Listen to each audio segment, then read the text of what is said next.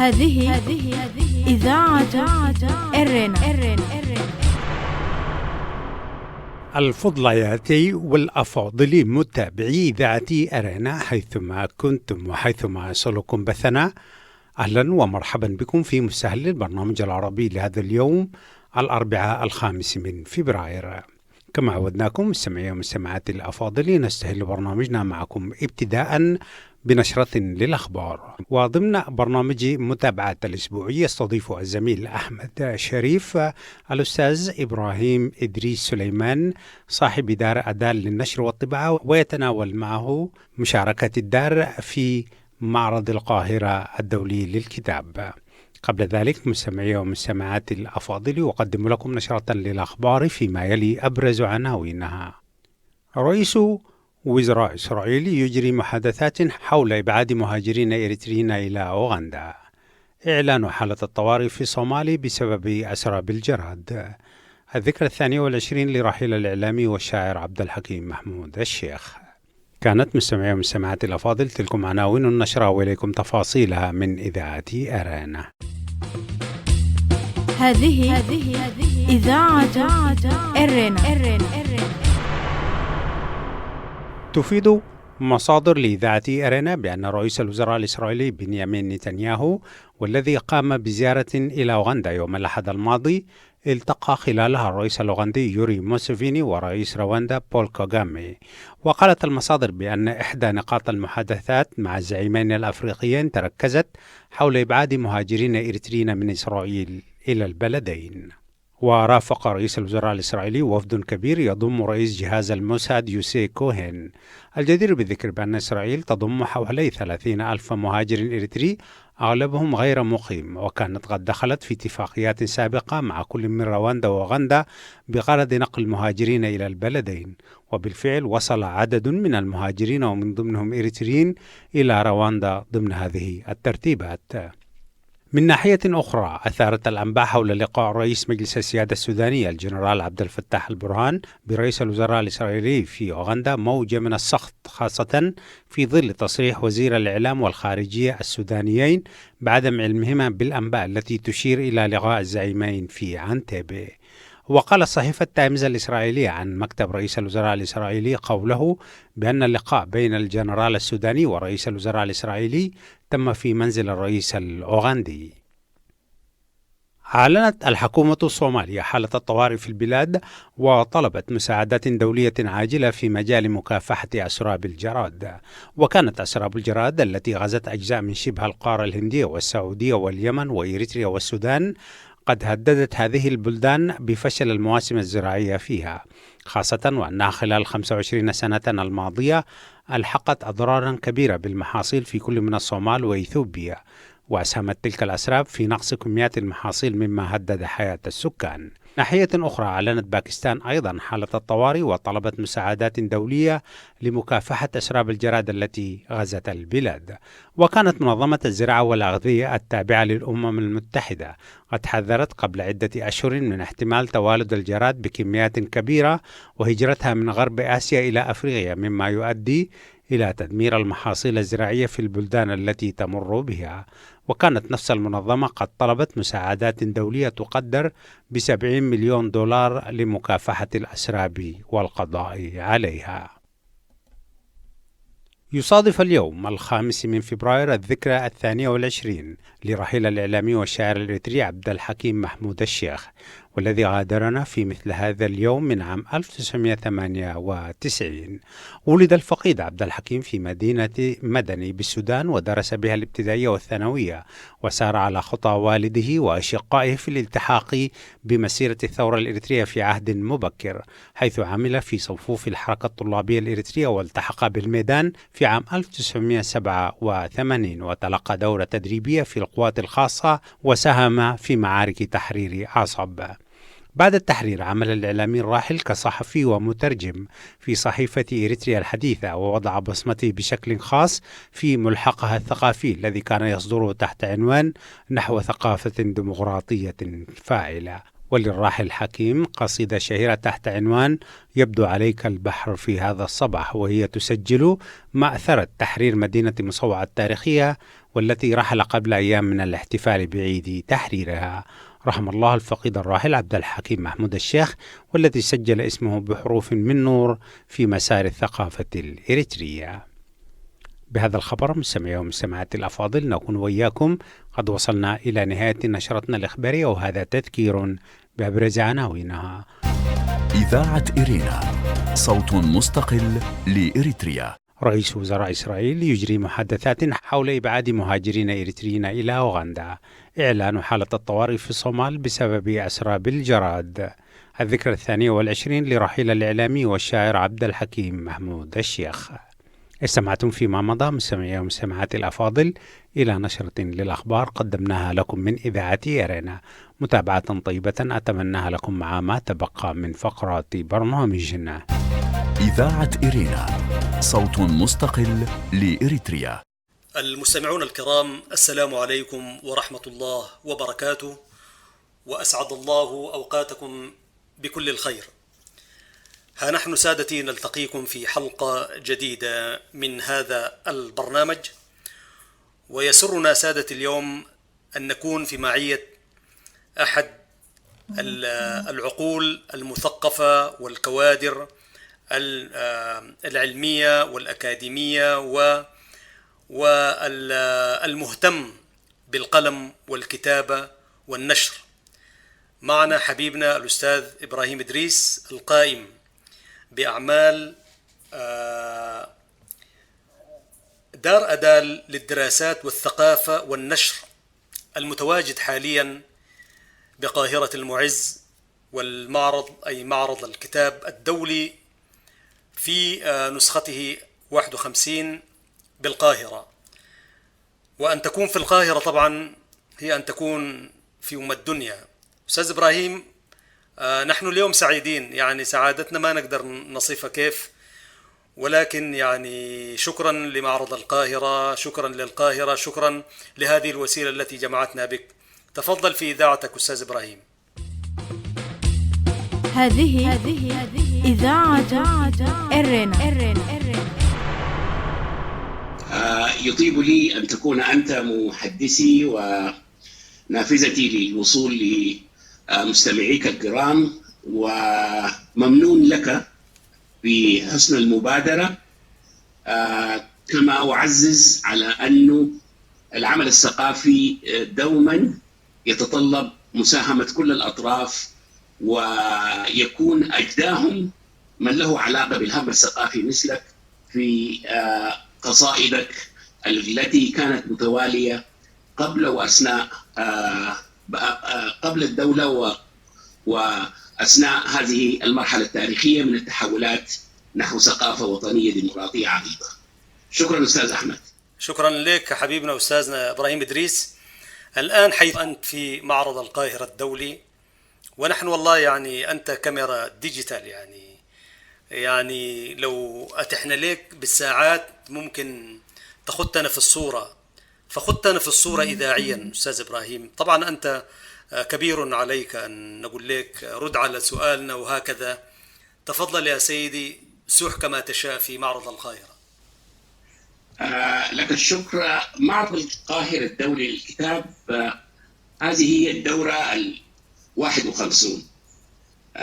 فترة الزمنية بدأت من يوم 22 يناير وستمضي إلى يوم 4 فبراير. كان اليوم الأول يوم خاص لمنظمي وزوار ومدعو إدارة المعرض، ومن ثم من يوم 23 بدأنا نحن كقراء وكناشرون وككتاب أن نساهم في هذه الدورة. هذه الدورة شعارها مصر إفريقيا ثقافة التنوع. شخصية العدد وشخصية هامة جدا هو الأستاذ جمال حمدان. نعم. الدولة المستضافة والمحتفى بها من أفريقيا هي جمهورية السنغال. بين هذا وتلك وهؤلاء نحن موجودون مع الكثير من الكتاب والناشرون والقراء في حضن وحاضنة هذا المعرض في المحروسة مصر. جميل أستاذ إبراهيم. طيب، قراءتك الشخصية لهذا الشعار مصر إفريقيا ثقافة التنوع، كيف تفكفك لنا هذا الشعار؟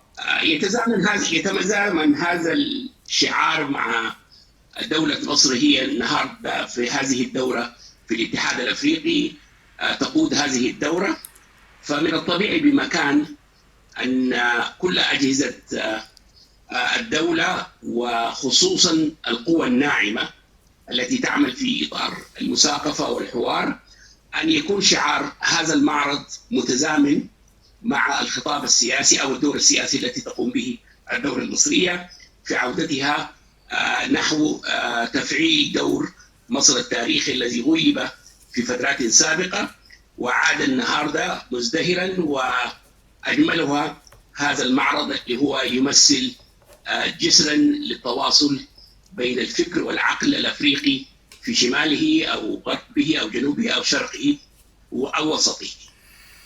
فمن الطبيعي أن نكون نحن كأبناء القرن الأفريقي متواجدون في هذا المعرض. إذاعة إرينا، صوت مستقل لإريتريا. جميل. أعزائي المستمعين، لازلتم مع إذاعة إرينا الدولية من باريس، ومحدثكم هو الأستاذ إبراهيم إدريس، القائم بأعمال دار أدال للدراسات والثقافة والنشر، والمتواجد حاليا بمعرض القاهرة الدولي للكتاب في النسخة 51، حيث أدال متواجدة منذ 2017 إن كنت لم أكن مخطئا. أستاذ إبراهيم، يا ريت لو حدثت المستمع عن أجنحة المعرض والأنشطة وماذا يحتوي إضافة إلى الكتاب. هذه أيوة، الكتاب المعرض أنشطته يتراوح بين 3 مناشط أساسية. المحور الأول هو دوائر النشر وعرضها للكتاب، ودوائر النشر هي دوائر مصرية تجاوزت في عددها 808 على ما أعتقد على حسب البيان الأول الذي استمعته في الإذاعة المصرية. وأيضا هناك كحالة متوالية كراتب في كل المعارض مشاركة ومساهمة الكثير من الناشرون في المنطقة العربية أو المهتمون بالكتابة العربية. أيضا هناك محور آخر ألا وهو دور الندوات والمراكز الثقافية التي تقوم ببرامج ثقافية إبان المعرض. جزء آخر هو محور الثقافات اللي هو تعرض فيه الكثير من المناشط الثقافية والفنية الداعمة لفكرة الثقافة والتي تتزامن مع النشر وحضور المكثف للكتاب في هذا المعرض. إبراهيم، حتى الآن هل لديك إحصائية بعدد الإصدارات بالنسبة للكتب؟ تقريبا كم كتاب معروض جملة يعني بالتقدير؟ أكون هنا غير منصف إذا دخلت في هذا المحور، لكن أطمئنك بأن قراءك كلهم هناك تطبيق تقني قدمته لأول مرة إدارة المعرض. في هذا التطبيق اللي هو يعرف بالإنجليزي أبس موجود كل المعلومات التي تخص بالتفصيل دوائر النشر وما نشرته من إصدارات حديثة وإصدارات قديمة. فأعود إلى أنه أدعو قراءك بأن يتابعوا هذه التفاصيل من خلال التطبيق أو مستمعين. العفو يا سحن، العفو. نعم، لأنك أنت زول نشر طبعا عشان كده. أكيد يسبق القراء عن المستمعين. نعم. وطيب أستاذ إبراهيم، من الندوات التي نظمت حتى الآن في مجال الثقافة والفكر، وهل هنالك دراسات يعني وورش عمل مثلا؟ ورش عمل حول الشعر، ورش عمل حول الكتابات الأدبية، ورش متخصصة حول الروايات، ورش خاصة حول المحتفى به اللي هو الأستاذ جمال حمدان، ورش أيضا للطفل، ورش لبعض المناشط الثقافية والمهنية التي تخص قضية النشر والكتاب. جميل جدا. طيب أستاذ إبراهيم، الآن برضو خلينا نعرج على التواجد الإريتري. دار أدال طبعا أنتم بصفتكم الرسمية بتحضروا هذا المعرض سنويا، أليس كذلك؟ هذه إذاعة إرنا. أنا كدار باعتبار أنه المكان مؤثر هنا، أنا في أمريكا والدار مناشطة في أمريكا، من الصعب بمكان أن تكون متواجد بشكل دوري. فساهمنا في 2017 بأنه نكون ضمن الناشرون، ودي كانت أول انطلاقة لنا بعد ما تأسست دار أدال سنة 2016. 2017 أول منشط لنا كان معرض، يعني موقع دائم في المعرض. نجحنا أنه نخلق علاقات ثنائية مع دوائر نشر، أهمهم كان دار النسيم وأختا لها هي دار صفصافة. بين دار النسيم ودار صفصافة تمكنا من أنه ننتج إنتاج حديث جديد لدار أدال، كان من ضمنهم كتابين أو كتابان. الأول كان للدكتور حيدر إبراهيم، نعم، المفكر السوداني، نعم، نحييه من هنا. كان عنوانه الفتوى والسياسة. طيب، المجموعة الثانية اللي نشرناها مع صفصافة، دار صفصافة، كانت للأستاذة مها سالم الجويني، وهي صديقة لزميلي وصديقة عبد الجليل عبدي. نعم، قدمها لنا، فحظينا بأن ننشر لها مجموعة عاشقة من أفريقية، قصص قصيرة. كويس. فعبر الدارين تمكنا نحن أن نتواجد بشكل ما بقول دائم لكن بشكل عابر، ونصبو لأنه نعقد اتفاقات مع دوائر جديدة لنشر بعض الكتب المشتركة التي تسهل لنا ظرف المكان والزمان، باعتبار هم في أفريقيا وأنا في أمريكا. من الصعب التواجد هنا، ودي مسؤولية أخرى. بالرجوع لفكرة التكامل والتعاون، حقيقة نجحنا من خلال المعرض نكون متواجدين. إذاعة إرينا، صوت مستقل لإريتريا. جميل أستاذ إبراهيم إدريس، نحن نواصل الحديث معك، أو حقيقة نستمع إليك. التواجد الإريتري أبرزهم هذا العام موجود في كتابين إن كنت صائبا. كتاب أستاذنا الأستاذ فتحي عثمان الدبلوماسي الصحفي الكاتب إريتريا والشرعية السياسية، والكتاب الآخر حكايات كولونيالي للأستاذ مصطفى، أليس كذلك؟ يا ريت لو خطيتنا في الصورة، وإن كانت هنالك كتب أخرى زي ما ذكرت. الكتابين اللي تحدث عنهم حقيقة يعني من إحدى ظهور حديقة الكتاب لنا كأفارقة من القرن الأفريقي، ومن تحديدا من إريتريا، وأدال كمشروع أصلا تتحدث عن القرن الأفريقي وحوض النيل والبحر الأحمر. نعم. فكنا فخورون لقضيتين. أولا أنه دار رفيقي للطباعة والنشر، وهي دار من جنوب السودان، بدأت معنا 2017 في معرض القاهرة للكتاب. نعم. هي اللي نشرت للأستاذ مصطفى محمود مجموعة القصصية، حقيقة مش حكاية كولونيالي. أيوة. وهي مجموعة تحت عنوان هناك الأشياء تبقى كما هي. نعم. ومن جانب آخر أيضا صديقي وصديقك وزميلنا الأستاذ فتحي عثمان في كتابه إريتريا والشرعية السياسية، التطور والتاريخ، التي رصدت الحقبة من 1952 إلى 1800 من 1890 إلى 1952. جميل. مقال في التفسير السياسي، هذا عنوان جانبي، الإصدارتان تمت 2020.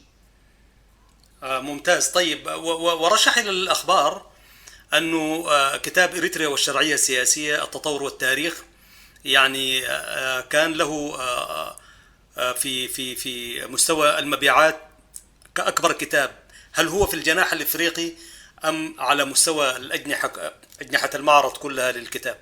دي كانت في افتتاحية الدورة، وبالتحديد في دار رفيقي.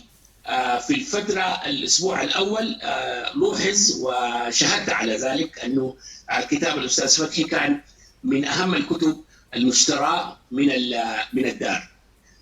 أيضا كانت معها روايات عبد العزيز بركة ساكن وستيلا.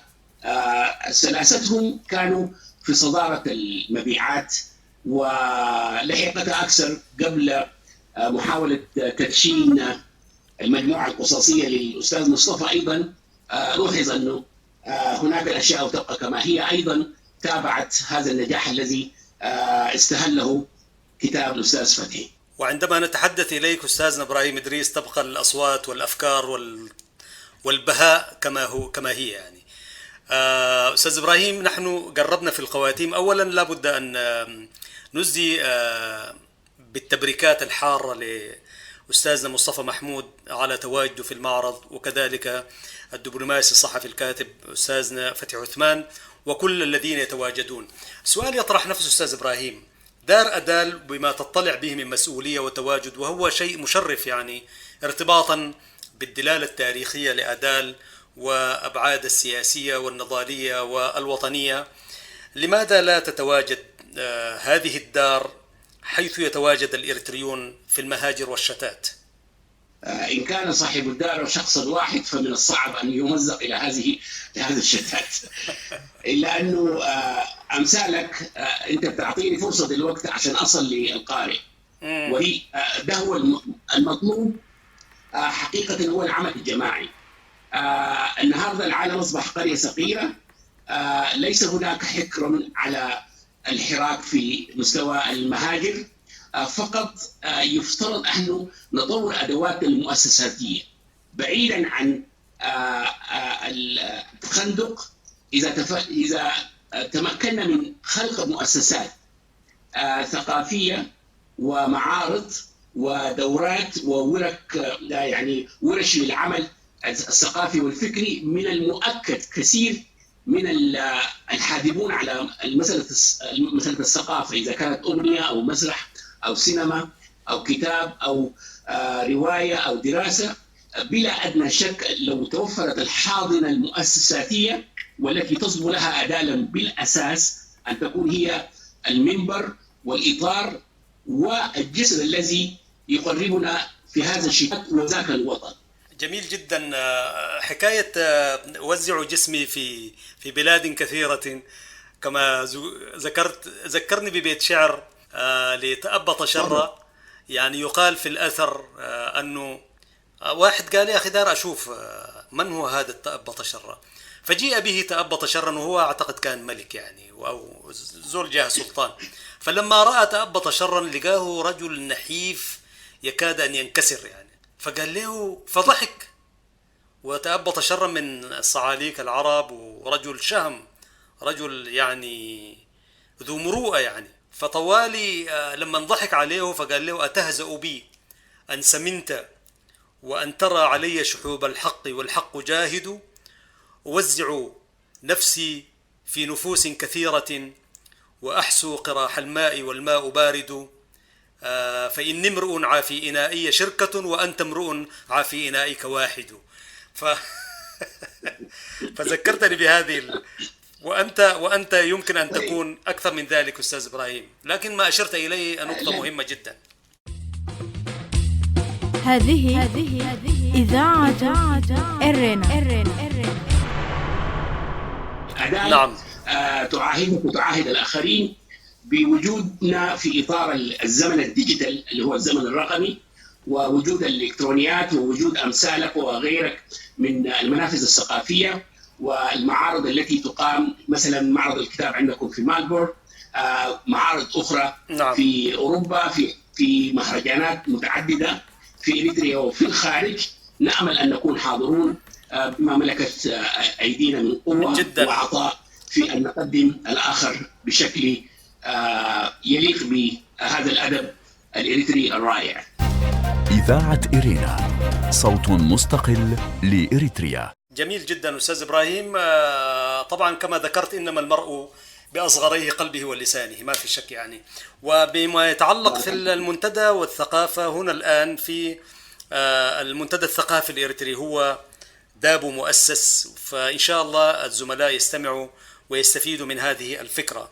أستاذ إبراهيم، طبعا الحديث معك ذو شجون طبعا لا يكمل، لكن الآن سنتوقف هنا، ولكن للحديث بقية، فنستسمحك سيد الكريم على أن نعود إليك بعد قليل. أعزائي المستمعين، كنتم مع إذاعة إرينا الدولية من باريس، وفي معية وضيافة أستاذنا المهموم بالكتاب والكتاب والقلم والفكر والثقافة إبراهيم إدريس، القائم بأعمال دار أدال للثقافة والنشر. وأشكرك جزيل الشكر باسم كل المستمعين. كنت معكم محدثكم أحمد شريف، وتحاياي والزملاء فتحي عثمان وبنيام سمعون. السلام عليكم ورحمة الله وبركاته. هذه إذاعة إرينا. المستمعات والمستمعين الأفاضل، أهلا وسهلا بكم مجددا. وقبل ختام فقرات برنامجنا لهذا اليوم، أقدم لكم موجزا لأهم ما ورد في صدر نشرتنا الإخبارية لهذا اليوم. رئيس وزراء إسرائيل يجري محادثات حول إبعاد مهاجرين إريتريين إلى أوغندا.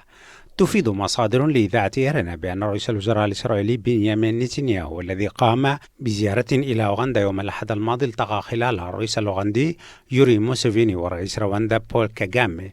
وقالت المصادر بأن إحدى نقاط المحادثات مع الزعيمين الأفريقيين تركزت حول إبعاد مهاجرين إريتريين من إسرائيل إلى تلك الدولتين. إعلان حالة الطوارئ في الصومال بسبب أسراب الجراد. أعلنت الحكومة الصومالية حالة الطوارئ في البلاد، وطلبت مساعدات دولية عاجلة في مجال مكافحة أسراب الجراد. وكانت أسراب الجراد التي غزت شبه الغار الهندية والسعودية واليمن وإريتريا والسودان قد هددت هذه البلاد بفشل المواسم الزراعية فيها، خاصة وأنها خلال 25 سنة الماضية ألحقت أضرارا كبيرة بالمحاصيل في كل من الصومال وإثيوبيا، وأسهمت تلك الأسراب في نقص كميات المحاصيل مما هدد حياة السكان.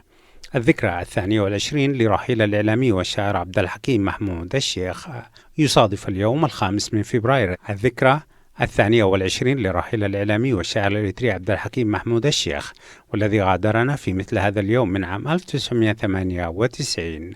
ولد الفقيد عبد الحكيم في مدينة مدني في السودان، ودرس بها الابتدائية والثانوية، وسار على خطى والده وأشقائه في الالتحاق بمسيرة الثورة في عهد مبكر، حيث عمل في صفوف الحركة الطلابية الإريترية، والتحق بالميدان في عام 1987، وتلقى دورة تدريبية في القوات الخاصة، وساهم في معارك تحرير مدينة عصب. كان هذا مستمعي ومستمعاتي الأفاضل موجزا لأهم ما ورد في صدر نشرتنا الإخبارية لهذا اليوم، وبه نكون وإياكم قد وصلنا إلى نهاية فقرات برنامجنا. أذكركم قبل الختام بأنكم يمكنكم الكتابة إلينا والتواصل معنا على البريد الإلكتروني arabicerena@gmail.com. وحتى الملتقى بكم مجددا في برامج إذاعة إرينا، لكم تحيات زميلي أحمد شريف ومحدثكم فتحي عثمان وزملائي في الإذاعة في باريس، ودمتم في رعاية الله وحفظه وأمانه. هذه إذاعة إرينا.